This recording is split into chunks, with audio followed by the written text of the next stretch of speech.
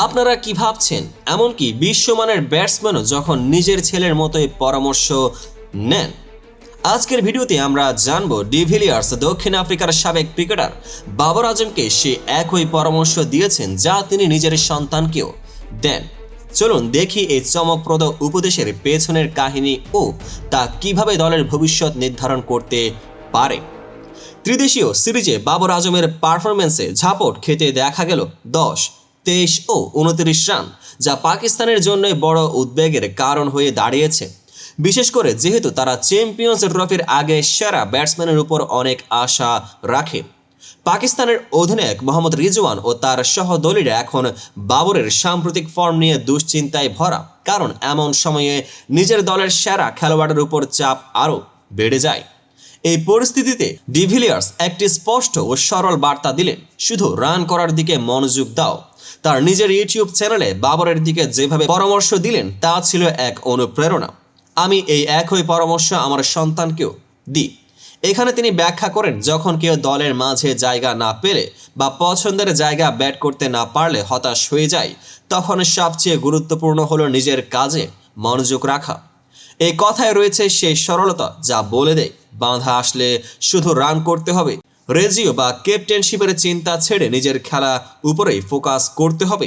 তথ্য বলছে, ত্রিদেশীয় সিরিজে বাবরের পারফরম্যান্সে দুর্বলতা থাকলেও তার ও হাশিম আমলার যৌথ রেকর্ড ওয়ানডেতে 6000 রান মাত্র 123 ইনিংসে প্রমাণ করে যে কিছু মৌলিক বিষয় ঠিকঠাক চলছে। ডিভিলিয়ার্সও মনে করেন বাবর আজম ভালো ফর্মে আছেন। তিনি বলেন, সে যা করছে শুধু তা চালিয়ে যেতে হবে। একদিকে বাবরের অধিনায়কত্বের দিনগুলো এখন পিছনে পড়ে গেছে, এখন মোহাম্মদ রিজওয়ানের নেতৃত্বে দল পরিচালিত হবে। তাই তার উপদেশ খুবই কৌশলগত।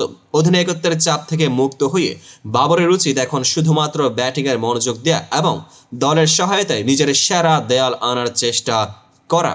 একটা মজার ব্যাপার হলো, খারাপ সময় এলে অনেকেই বন্ধু শূন্য হয়ে পড়ে, কিন্তু বাবর আজম একটু ব্যতিক্রম। যখন মাঠে মনোভাব নেমে আসে তখন ডিভিলিয়ার্স সরাসরি বলেন, শুধু রান করো। কল্পনা করুন যখন নিজের ছেলের মতো পরামর্শ পাওয়ার মতো কথা শুনেন। এমন সরলতা অনেকেরই মনে হয়, হ্যাঁ, যদি এই সরল পরামর্শেই জয় মিলত। এই মন্তব্যে রয়েছে এক রকমের ড্রামা ও হাস্যরস, যা ক্রিকেট প্রেমীদের মনে করে দেয় কখনো কখনো জটিল পরিস্থিতিতেও সরল পরামর্শই প্রেরণার উৎস। এছাড়া হাশিম আমলার রেকর্ডের সাথে বাবরের তুলনামূলক পারফরমেন্স দেখে বোঝা যায় বাবরের কিছু মৌলিক দিক ঠিক আছে, যা তার ভবিষ্যতের জন্য একটি আশাবাদী সূচনা হতে পারে। সুতরাং ডিভিলিয়ার্সের স্পষ্ট বার্তা থেকে শেখার মতো বিষয় হচ্ছে, বাবরের উচিত শুধু রান করায় মনোযোগ দেওয়া, ক্যাপ্টেনশিপের ভার ফেলে দিয়ে নিজের খেলার উপরে ফোকাস করা। এই পরামর্শ শুধুমাত্র বাবরের জন্য নয়, বরং প্রতিটি ক্রিকেট প্রেমী ও খেলোয়াড়ের জন্য একটি শক্তিশালী বার্তা। নিজের মূল কাজে দৃঢ় থাকুন, তখনই আপনি সাফল্যের পথে অগ্রসর হবেন। আপনারা কি মনে করেন কমেন্টে জানান। ভিডিওটি যদি ভালো লাগে লাইক, শেয়ার ও সাবস্ক্রাইব করতে ভুলবেন না। আসুন আমরা সবাই মিলে দেখি পাকিস্তানের আগামী ম্যাচে বাবর আজম কিভাবে নিজের খেলা পাল্টে দেবেন।